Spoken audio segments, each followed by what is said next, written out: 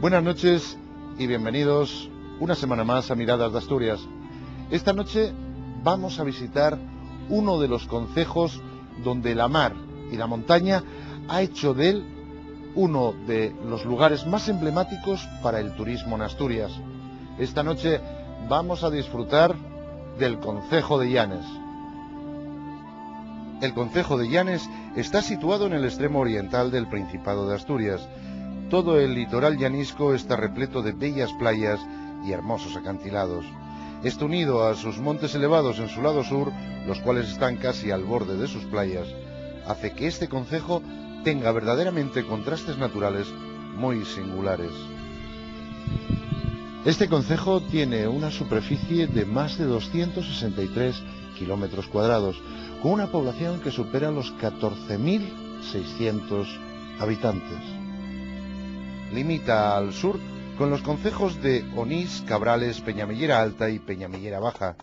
Al este pone sus límites el concejo de Ribadedeva, al oeste los concejos de Ribadesella y Cangas de Onís lo abrazan y finalmente al norte lo baña nuestro hermoso mar Cantábrico. Llanes, como todos los concejos situados en la cornisa cantábrica, es una zona montañosa.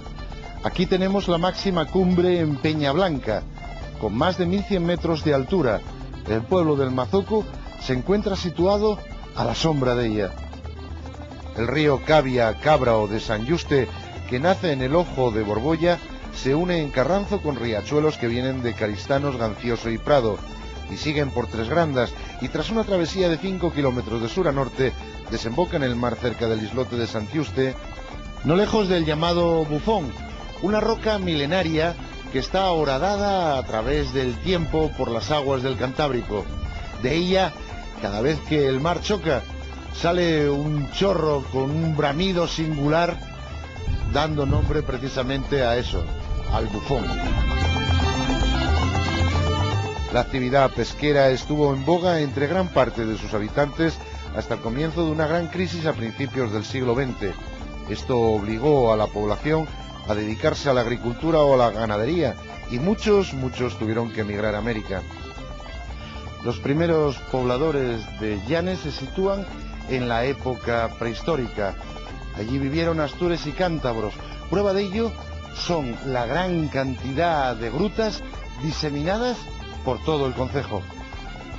En un peñasco cerca de Puertas de Viriago se encuentra el famoso ídolo de Peñatú, declarado Monumento Nacional en 1924, muestra única del norte de España en pinturas y grabados prehistóricos en el exterior, sobre el que se grabaron y pintaron un extraño individuo y un puñal o espada corta. A esta composición principal se suma un grupo de figuras antropomórficas, una de las cuales porta un bastón, luego serie de puntos y por último unas cabras.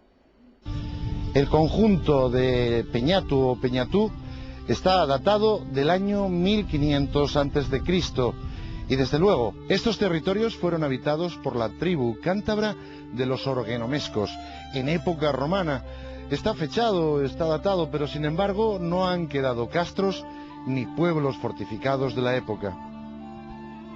Desde el siglo XI y hasta el siglo XIII el concejo de Llanes formaba el llamado territorio de Aguilar, con centro administrativo y militar en el castillo de Soberón, documentado ya en el año 1032, abarcando de este a oeste los valles de Pendueles, Mijares, Celorio, Valdellera o Posada, San Jorge y Ardisana. El territorio de Llanes fue llamado durante la Edad Media territorio de Aguilar, consiguiendo su carta Puebla en el siglo XIII. Ya desarrollándose como villa, el rey Alfonso IX concede el fuero, que por eso fue llamado el Fuero de Llanes. La fundación de la villa de Llanes se realiza sobre un lugar no habitado anteriormente. La Populationae de Llanes aparece citada ya en un texto del año 1225.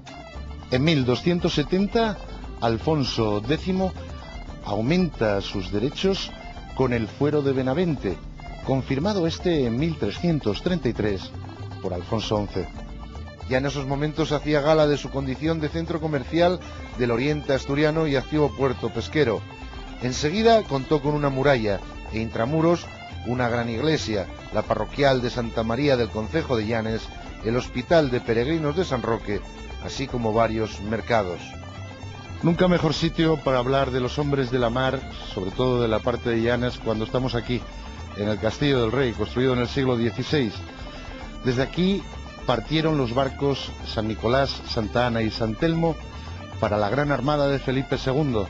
Desde aquí salieron barcos para la conquista de Canarias en el siglo XIII. Desde aquí se homenajean a todos los hombres de la mar caídos luchando por esa a veces amable amiga y otras enemiga entrañable. Bueno, como siempre sabéis, tenemos dentro del programa una sección donde nos va hablando pues la administración desde el concejo de cómo es a nivel turístico. Hoy en Llanes, pues bueno, algún problema tuvo que haber con el ayuntamiento porque nos dijeron que buscáramos otra alternativa. Y la verdad que, bueno, este programa, como sabéis, no tiene nada que ver con la política, pero a veces, bueno, se cruzan los caminos y acaban pagando el pato, pues, gente que no tiene culpa. Sin embargo, tenemos una alternativa fantástica, que es Jesús Álvarez, que es el portavoz del PP en Llanes. Buenos días, Jesús. Hola, buenos días. Oye, yo preguntaría, no quiero preguntar sobre los problemas que hay, porque, bueno, pero si quieres tú sacar a colación algo, pues ahí tienes el micrófono que es tuyo. Bueno, en primer lugar, me sorprendió cuando recibí vuestra llamada y las causas que motivasteis de que nos llamarais a la oposición, cuando normalmente no es lo lógico, y así vosotros venís haciendo habitualmente en los distintos concejos de un signo político u otro, ¿no? Que es llamar a los máximos representantes, que es el equipo de gobierno, el representante que ellos quieran poner, al concejal o un alcalde o alcaldesa en este caso.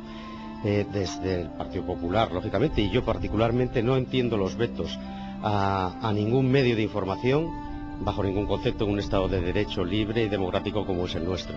Creo que hoy no debiera estar yo aquí, sino representantes de ese equipo de gobierno, la alcaldesa fundamentalmente, y si no el concejal delegado de turismo, porque ellos son los que ahora mismo llevan las riendas del concejo porque el pueblo así lo ha querido, y son los que tenían que aprovechar estos momentos, vuestras cámaras, y agradeceros que estéis aquí para poder trasladar al resto de Asturias pues la imagen de nuestro concejo. Creo que mal empezamos a dar imagen cuando ya fallamos en este tipo de cosas, y de alguna manera pues ponen en un cielo tan despejado como el que tenemos hoy alguna nube que, bueno, no quisiera incidir más, pero que no creo que sea positiva para nuestro concejo.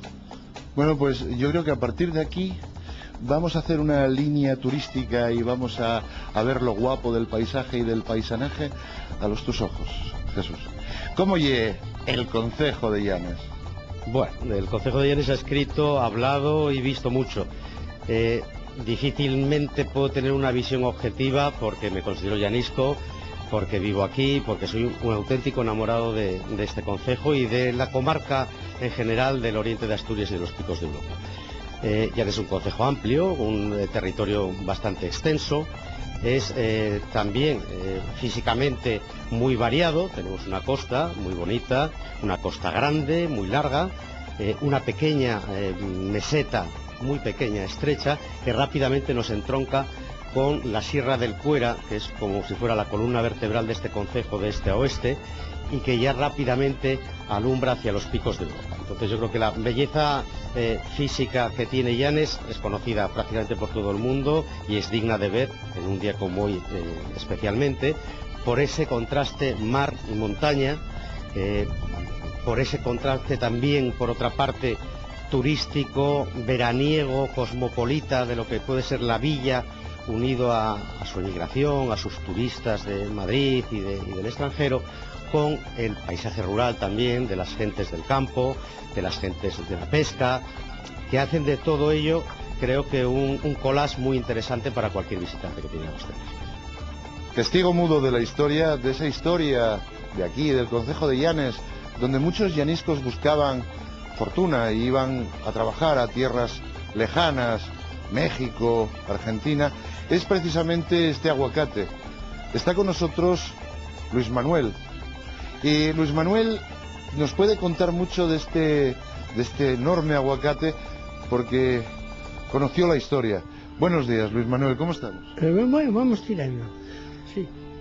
¿Cuántos años tiene el aguacate? Fue plantado en 1906. O sea que estamos... O sea que este otoño pues cumple los 100 años. ¿Y usted conoció cómo fue creciendo? Bueno, el que lo plantó era tío mío, pero cuando lo plantó tenía 19 años, en 1906, estaba en México, había venido aquí a curarse de la vista con un oftalmólogo santanderino muy famoso, Díaz Caneja, sí, porque padecía del ojo derecho, tenía una deformación. Y trajo en el baúl, trajo aguacates. Hay distintas versiones. Otra persona me dijo que había traído el aguacate entero con sus hojas y demás. Y yo, claro, esto no puedo discutirlo. Él en 1954 me llamó, aparte, yo trabajaba en México entonces con él, en una cantina que era de él, y me dijo que había, que en la revista americana La Hacienda, publicada en Nueva York, hablo en 1954, hacia junio por ahí, que en la revista había un artículo que decía que los españoles nunca se habían ocupado del aguacate, y eso lo indignó él, porque en realidad plantó entre 60 y 100 aguacates, plantó con el tiempo por toda esta parte, ¿no? Y entonces me dictó, yo lo tomé a máquina, una serie de cosas, datos, y entre ellos el año 1906, el año en que lo había plantado, y apareció en la revista estadounidense La Hacienda de Nueva York, de junio de 1954. ¿Qué necesidades turísticas tenemos dentro del concejo de Llanes? Bueno, las hay, que duda cabe, aunque muchas de ellas se van poco a poco cubriendo, fundamentalmente por la iniciativa privada, en cuanto a lo que es capacidad de alojamiento, calidad. Yo creo que en ese sentido están bastante bien cubiertas por los profesionales del sector. Desde el punto de vista administrativo, que quizás es lo que más me toca en este momento, pues hay una lacra importante que todos ya conocemos, que no es solo de Llanes, sino que es de toda Asturias, que es terminar por fin el tramo de autovía entre Unquera y Llanes que queda pendiente. Ese nos hace mucho daño a los llaniscos y a los asturianos en general, no solo para el turismo, sino para todo orden económico de Asturias. Pero fundamentalmente el turismo a nosotros, que nos afecta mucho, nos hace mucho daño. Ese acceso a las zonas turísticas por excelencia de Llanes, como puedan ser los vascos o incluso últimamente Castilla-León, accediendo a través de Cantabria, pues nos lo tenemos colapsado directamente por la autovía del Cantábrico.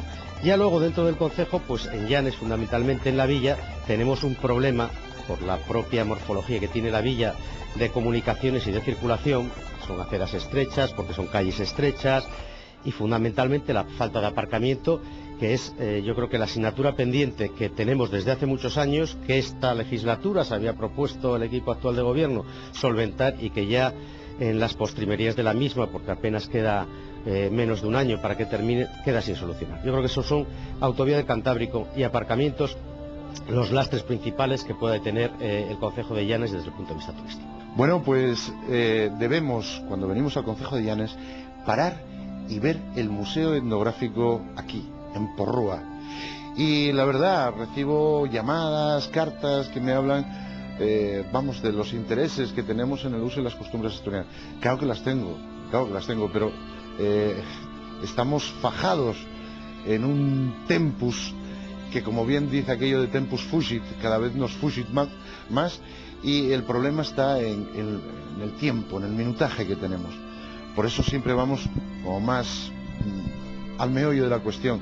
Y como me interesan los usos y las costumbres, pues estamos aquí en el Museo Etnográfico de Porrúa.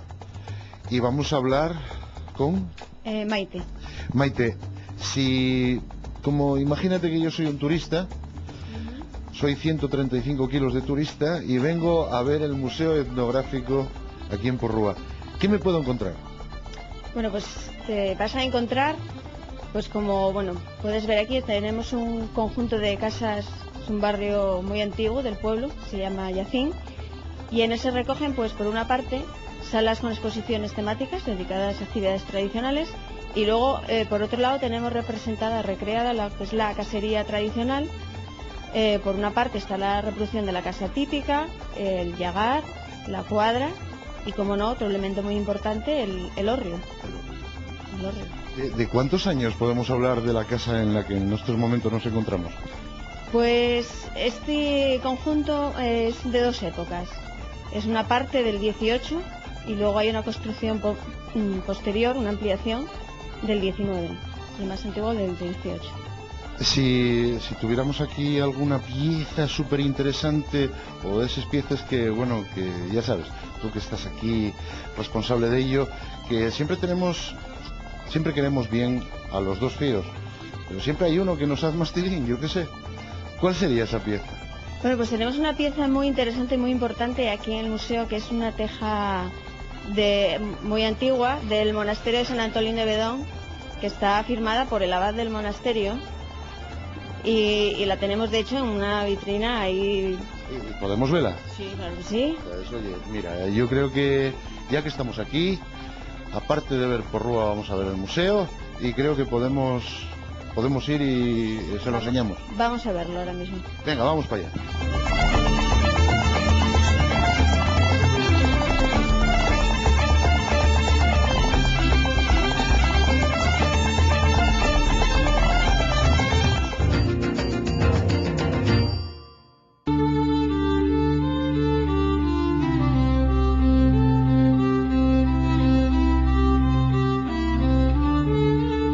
Que con las hojas del aguacate podemos hacer algo parecido al laurel. No lo sé. Lo que sí sé es que huele maravillosamente, que yo lo mezclaría con todo. Sí, en México no se da el laurel, en México se da en cambio el aguacate. Entonces la gente que vive en México, en las regiones donde se da el aguacate, no en toda la República, no es una cosa así extendida en toda la República, como el Chile, por ejemplo, ¿no?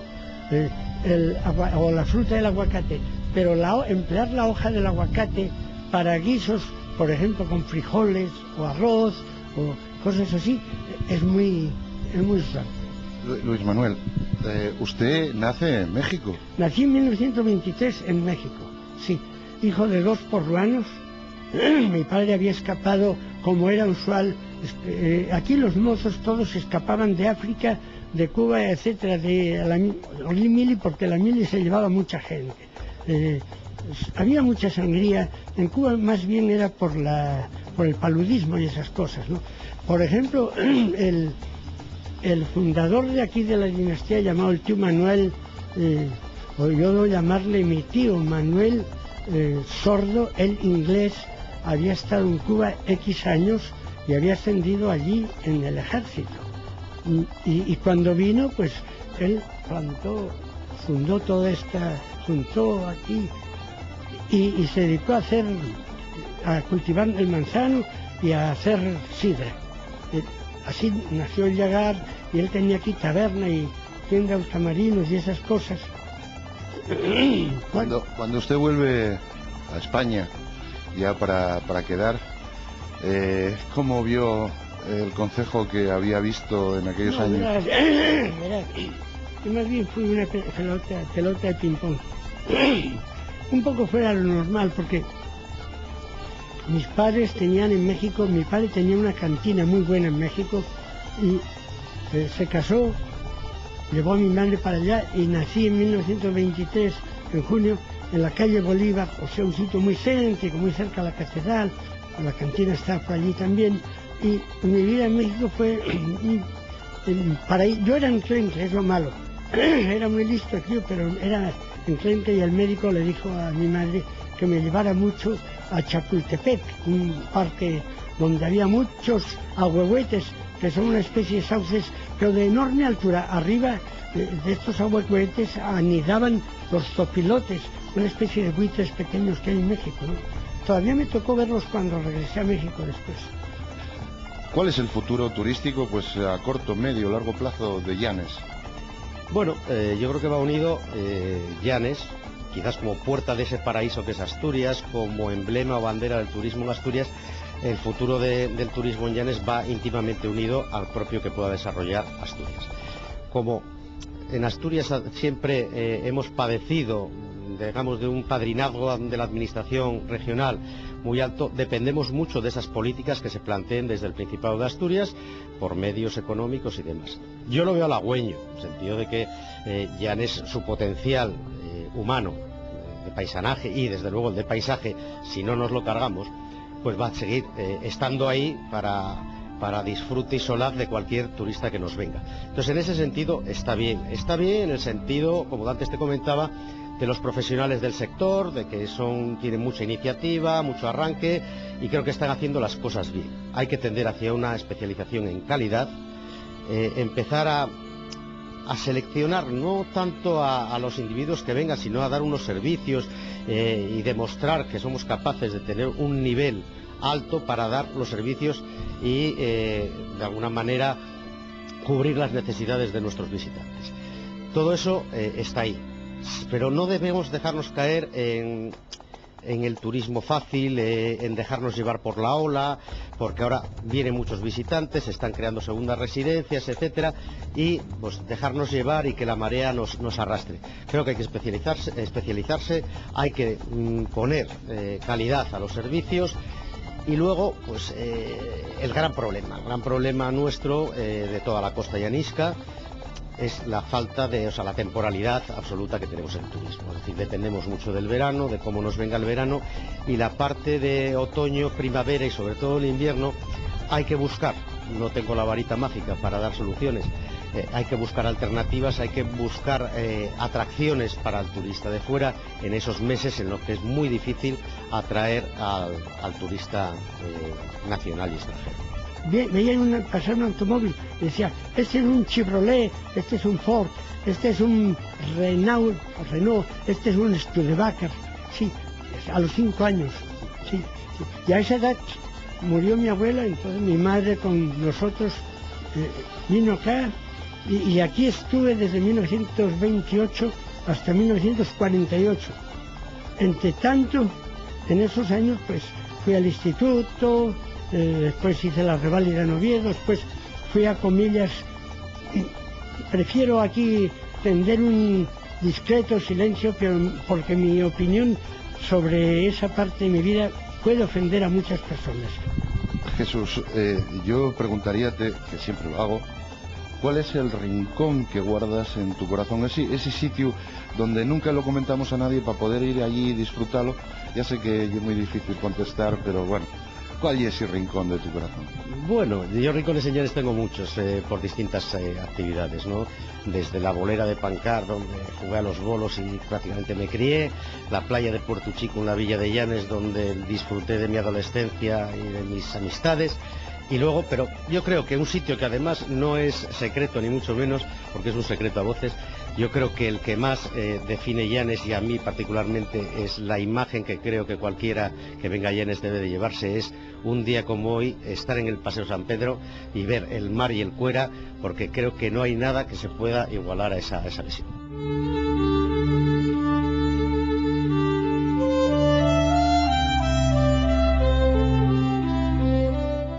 Una semana más en una nueva cocina, esta vez en Llanes. Vamos a hablar con Marcos Lobato, que de la cocina llanesca sabe mucho. Venid conmigo. Pues ya estamos aquí, estamos con Marcos Lobato. Buenos días, Marcos. Muy buenos días. Oye, ¿qué hielo que tenemos aquí en el concejo de Llanes para estos turistas que llegamos a comer y decimos, ¿qué podemos encontrar en Llanes? Estos turistas lo primero que te comen suelen ser los cocidos, la fabada, la paella, todo esto, y luego aparte pescados en mariscos a mansalva.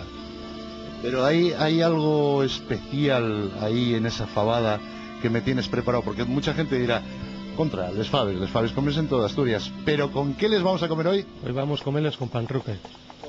Con panruque de la abuela. Oye, pues sí, ¿cómo y el nombre? De Rosa Jiménez. Pues vamos a comer paves con el pantruque de Rosa Jiménez, que ya, ¿Y qué lleva ese pantruque? Ese pantruque está elaborado con tocino, en vez de llevar una harina de maíz, le ponemos pan para hacerlo más suave, y luego lleva huevos. Eso lo cocemos con toda la fabada lo que es todo el producto del cerdo, el embutido, y le da una suavidad a las faves y aparte coge todo el sabor del compañero. Pues oye, ya me está entrando mi fame. ¿Y esa merlucina que me comentabas antes, cómo la vamos a hacer? Mira, la merlucina ya la tenía marchada, y la marché, es una merluza del Cantábrico con unas almejas de cuchillo en una salsa de sidra. Como ves, lleva manzana, lleva almeja y un buen tronco de merluza que hay que llenarse. De eso doy fe. Pues Marcos, yo voy a dejarte trabajando en la cocina porque aquí a media mañana siempre andamos interrumpiendo, y antes de que se nos pase el arroz vamos a dejar trabajar aquí un poco y después nos vemos en la mesa. ¿Qué te parece? Muy bien, venga. Venga Marcos, hasta ahora. Ahora.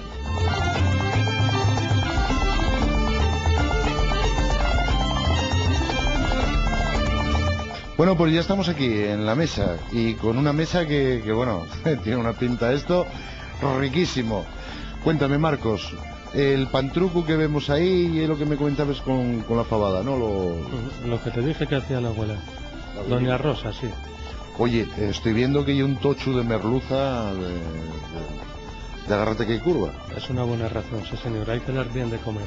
O sea que, vamos, lo que yo te comentaba, que aquí cuando nos ponemos a comer no vamos de cachondeo, venimos a comer, ¿no? Y eso. Vamos a comer mesa, mantel, chupito y café. Oye, estoy viendo que tienes encima de la mesa también sidra. ¿Sería lo más adecuado con esta comida? Pues sí, una sidra o un albariño suavín. Suavín. Pero bueno, ya que estamos en Asturias... Estando en Asturias, sidra. Y no podía faltar el arroz con leche. ¿Y eso?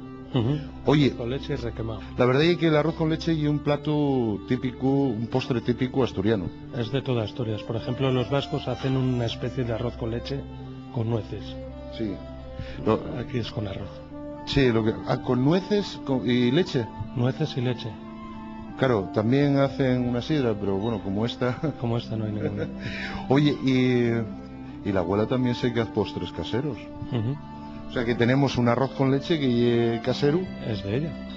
Y bueno, por ahí iremos viendo también cosiquines que ella me comentó del startes que hace ella, después lo vemos. O sea que todo lo que tenemos aquí es casero. Todo es casero. Casero, con abundancia. ¿Qué más queremos? No sé vosotros, pero aquí Marcos y yo vamos a sentarnos y a dar cuenta de esto mientras vosotros esperáis, que yo creo que me está llamando la merluza. Muy bien. Pues venga, ahí nos vemos dentro de un cachín mientras yo doy cuenta de esto. ¡Hala! ¡Hasta luego!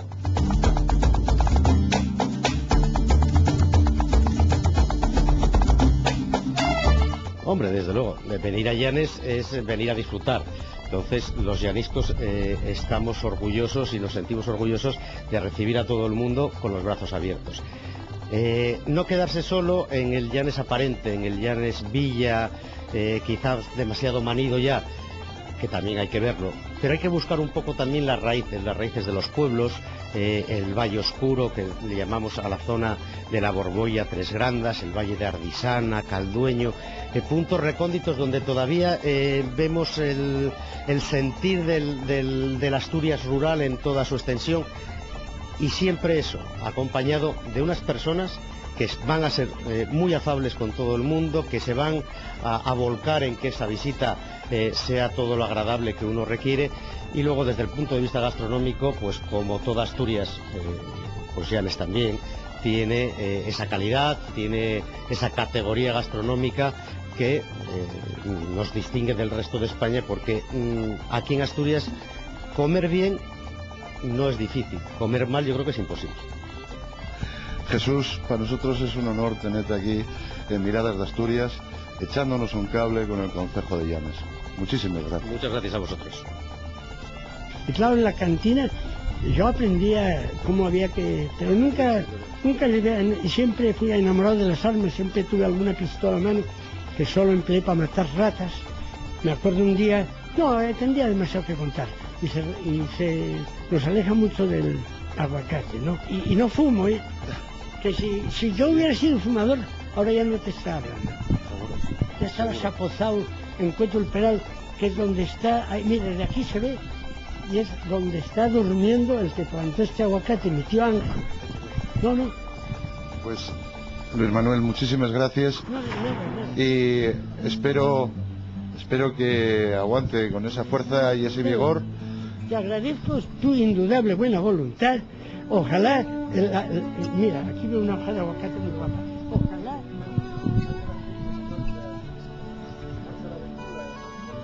Está casi verde. Ojalá te den resultado esas hojas de aguacate y ya me hablarás. No, gracias a vosotros, porque... Y todo lo que he dicho es verdad, y me he callado muchas verdades que sé.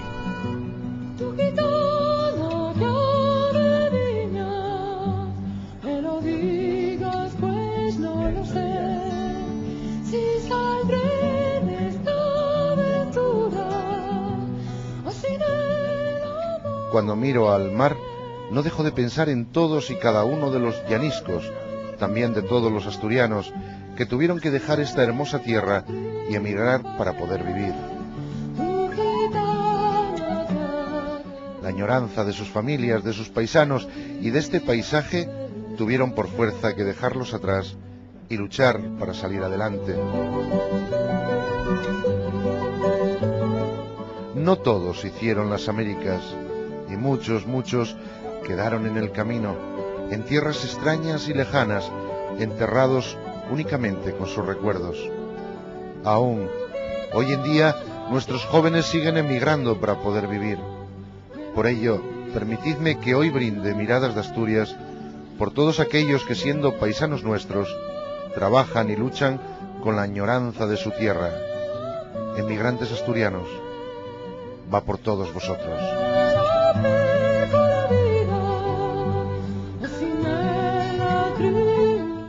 Llanes, testigo de historia, frontera del mar, de donde partieron barcos indianos, con promesas, futuros, ilusiones y abrazos, lágrimas de madre que guardarán como el coral.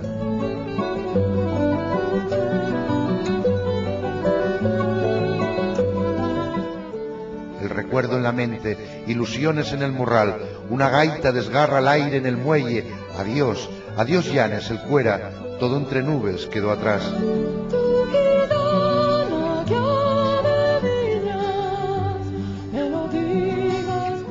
Voy donde la esperanza tornarás aventura, pues nadie sabe lo que vales hasta que el hambre apura. Adiós Llanes, Asturias adiós, una gaita desgarra el aire en el muelle. Adiós.